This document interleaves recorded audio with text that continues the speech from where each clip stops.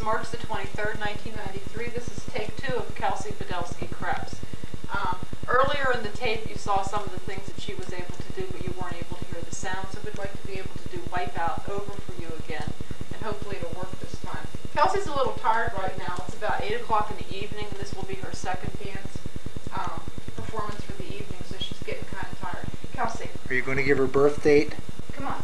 Oh, that's right, yeah. Earlier in the tape, I said about where she was born and when she was born. She was born Thanksgiving, November 25th, 1991. She spent about 6 weeks with her mom, and then she went to the pound. And like I said in the first take, we don't say the word pound. She came from a shelter and was adopted January 15th, 1992, right? 92, yeah. So she's a little over a year right now. And like I said, her name is Kelsey. She's an indoor dog. And she likes to dance to Wipeout, which we're going to do right now. Just take paws off, right? Come on, pony with us! Give on! Come on, Kelsey!